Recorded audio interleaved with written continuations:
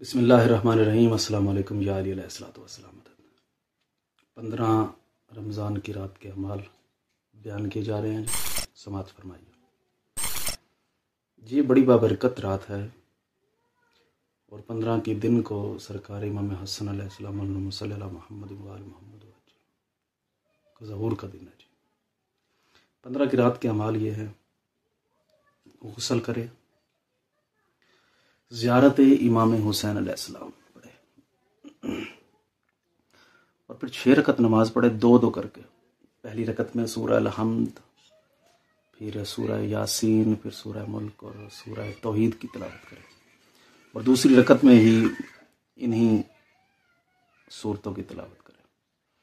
100 رکعت نماز پڑھے۔ یہ جو مخصوص اعمال ہیں یہ بتائے جا رہے ہیں۔ 100 رکعت نماز پڑھے، ہر رکعت میں سورہ حمد کے بعد 10 مرتبہ سورہ توحید، سورہ اخلاص، قل هو اللہ احد، اس کی تلاوت کرے۔ شیخ مفید نے اپنی کتاب میں امیر المومنین علیہ السلام اللہم صلی علی محمد وآل محمد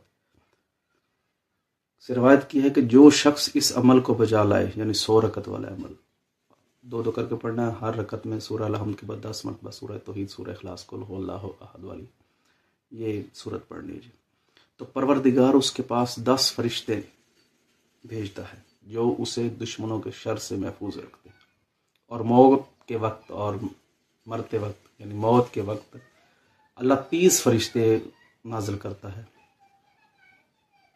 جو اسے آتش جہنم سے بچاتے ہیں۔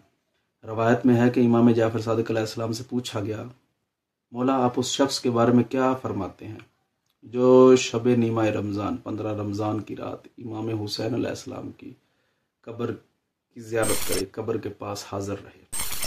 امام علیہ السلام نے فرمایا، کیا بہترین بات ہے جو شخص شب نیمہ رمضان 15 رمضان کی رات سرکار امام حسین علیہ السلام کی قبر کے پاس 10 رکعت نماز پڑھے، نماز عشاء کے بعد، اور یہ نماز نافلہ شب کے علاوہ ہو، اور ہر رکعت میں سورہ حمد کے بعد 10 مرتبہ سورہ قل هو اللہ پڑھے، خدا سے یہ دعا کرے کہ اللہ مجھے آتش جہنم سے پناہ دے، تو پروردگار اسے جہنم سے پناہ دے گا، اور دنیا سے اس وقت تک نہ جائے گا جب تک، بڑی بات کی بڑی فضیلت ہے، اور دنیا سے اس وقت تک نہ جائے گا جب تک ان ملائکہ کو نہ دیکھ لے جو اسے بہشت کی بشارت دیں گے اور جہنم سے بچائیں گے۔